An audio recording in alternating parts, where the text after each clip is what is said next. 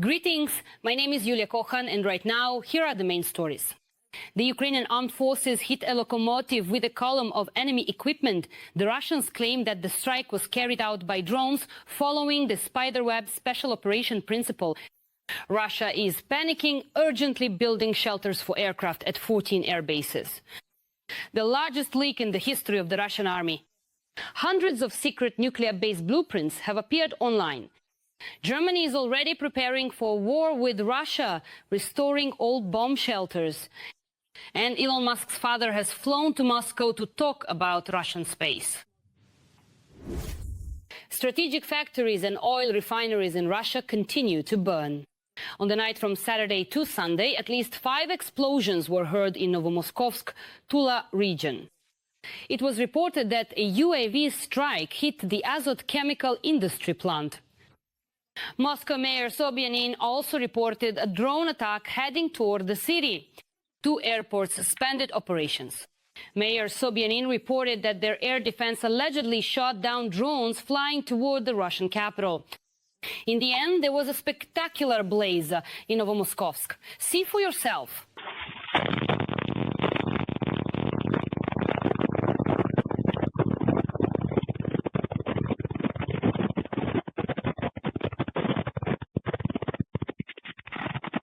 Let me remind you, the plant has already been targeted by drone sanctions.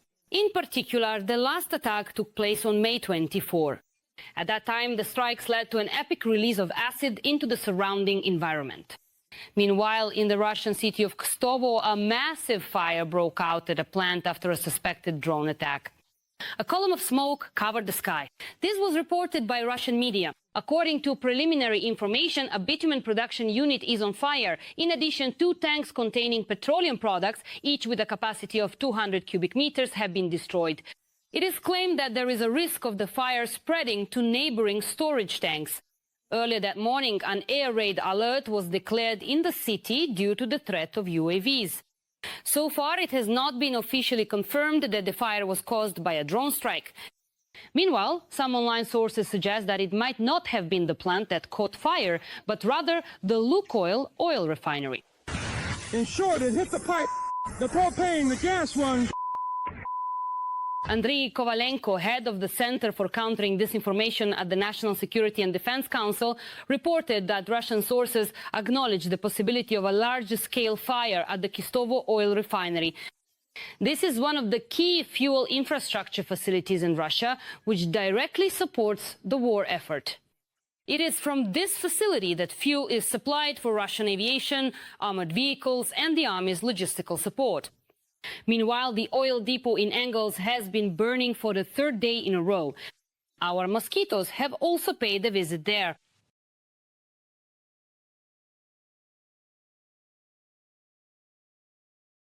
Well, as they say, burn bright so you don't go out. In the swamps, they still can't recover from the loud SBU operation Pavutina. There's real panic over there. Right now, they're trying to save what's left of their aviation from another strike. OSINT analysts are reporting that the Muscovites have urgently started building shelters for aircraft at no fewer than 14 air bases. And while Russia is trying to save the remnants of its aviation, the U.S. is predicting a new wave of strikes on Ukraine. American officials told Reuters that Putin's main response to Pavutina is expected in the coming days. Most likely, they will try to carry out a retaliatory strike on the SBU headquarters or other regional intelligence offices, said analyst Michael Kaufman. At the same time, experts know that Russia's resources are significantly depleted. Nevertheless, we urge you not to ignore air raid alerts. Safety comes first. The Russians continue to put pressure in the Sumy region. There, the enemy has occupied Loknya in the Yunakivka community and is approaching Yunakivka itself. This is evidenced by data from Deep State. Analysts claim that the Russian army is now less than 20 kilometers from Sumy. Over the past week, the occupiers have captured up to 10 settlements in the red zone, covering an area of more than 189 square kilometers. Deep State adds that it is quite likely the enemy will reach a distance from Sumy within artillery range about 15 kilometers and will be able to strike the city with both MLRS and artillery, as well as FPV drones and Lancets. Loknia has already been occupied. Next, they will take the heights, which will allow them to strike Sumy with almost all types of weapons. In addition, the occupiers have advanced in the Kharkiv and Donetsk regions. The enemy has occupied Loknia and has also advanced in Kindrashivka and Yablonivka. According to the spokesperson of the State Border Guard Service, Andriy Demchenko, Russian sabotage and reconnaissance groups have been most active recently in the Sumy region. He says that the occupiers are operating in the border areas of Sumy region, in districts that border Chernihiv region to the north and Kharkiv region to the south. All attempts were also detected and strikes were carried out against the enemy to prevent these sabotage and reconnaissance groups from accomplishing the tasks assigned to them. But actually, if you compare and recall all these attempts, then first and foremost, the saboteurs are tasked with gathering intelligence about the structure of our defenses so that in the future, more powerful weapons can be used to strike the positions of Ukrainian defenders. Or alternatively, it's about mining the area in the hope that Ukrainian defenders will be blown up by these devices. And also, in fact, trying to attack the positions of Ukrainian defenders with their own forces in order, among other things, to capture our soldiers. But that's not all. The Russians are bypassing Lyman and Zelena Dolina, and unfortunately, they are succeeding. This was stated by Alexander Koshuk, an officer of the 115th Separate Mechanized Brigade, call sign Fartovi. He noted that despite the strong motivation, the Russians have been trying to do this for a year. We have a lot of information about their next moves. Unfortunately, for now, they are succeeding. And what is it that makes them succeed? Is it just the sheer number of troops, or is it the number of FPV drones? Or is it the quantity of everything combined? It's the quantity of everything, the number of drones. There are a lot of them. Now there are far more than there used to be, plus the amount of meat. The troops themselves are motivated because they're given a lot of motivation in the form of large, let's say, bonuses, let's call it that, in quotation marks. So the combination of all this produces certain results. Military officer Stanislav Bunyatov states that the occupiers continue to terrorize Kherson, setting fire to grass and private homes. They take advantage of the abnormal heat in Kherson, set fire to grass or houses in the private sector, wait for the state emergency service vehicle to arrive, and then strike it with attack drones. Real bastards. But the armed forces of Ukraine are putting up a worthy resistance. Pilots of the Air Force of the Armed Forces of Ukraine struck a building where Russian FPV drone operators who were attacking the Kherson region were located. See for yourself.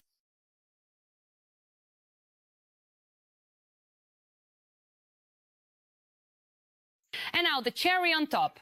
No sooner had everyone recovered from the brilliant special operation Web than here comes the next web for you. This time, the defense forces of southern Ukraine struck a locomotive with a column of enemy equipment. The enemy's losses amounted to 13 tanks and more than 100 units of armored and automotive equipment. There is panic in Russian social media channels. The Russians claim that the train was attacked by drones, following the same principle as the Web special operation. Yet another unbelievable feat by our special services. There's no point in staying silent anymore. The enemy destroyed a locomotive carrying tanks, dozens of armored vehicles, and hopper-type grain rail containers. At some point, the hatches used for loading grain started flying off while the train was moving. It was through these hatches that drones emerged and attacked the equipment that was placed on the flatbed cars. It's a mystery what genius thought to combine a trainload of military equipment with grain hoppers. How the SPU managed to hide drones in there is also unknown, but that's how it turned out. But so far, there have been no official statements from our side about exactly how the Russian locomotive was hit. Most likely, we'll learn the details later. Like this video if you enjoyed this news and write words of support for our defenders. We know for sure that they are watching us. Every voice matters. Join our community, support independent journalism and help us bring you the truth from Ukraine. Become a member of Ukraine Today. Join us now. And now, a truly explosive sensation. The biggest data leak in the history of the Russian army. Hundreds of secret blueprints of Russia's nuclear facilities have been made publicly available. Journalists from Denwatch and Spiegel gained access to a trove of documents from Russia's Ministry of Death. It is claimed that as a result of a massive leak from the Russian Ministry of Defense's tender database, more than 2 million documents have been published, including hundreds of detailed blueprints of strategic missile complexes near Yasny in the Urals. These include diagrams of underground tunnels, barracks, bunkers with avant-garde hypersonic warheads, 3-level electric fences with seismic and radioactive activity sensors, as well as power supply, ventilation and water supply systems. And also the most vulnerable spots, control points, surveillance cameras, the direction in which doors open, the locations of power outlets and cable routes. In addition, the documents contain information about the placement of communication nodes, automatic machine guns, grenade launchers, and personnel evacuation routes. Can you imagine? And all of this is online. Experts are calling this leak unprecedented. Similar blueprints were last made publicly available in the 1970s. Now, intelligence agencies can analyze the vulnerabilities of these facilities to prepare for strikes or sabotage. This whole situation indicates that Russia is not protecting confidential data. The consequences may force the Kremlin to rebuild part of its nuclear infrastructure from scratch, which could cost it billions. So far, there has been no comment on the situation from Russia. Meanwhile, Western intelligence agencies and OSINT analysts are studying the data, assessing the implications for Europe's securities. In addition, Moscow fears that Beijing might try to seize its territory. This is stated in internal documents of Russian intelligence, which the New York Times has obtained access to. As the publication notes, the FSB intelligence service warns that China is a serious threat to Russian security.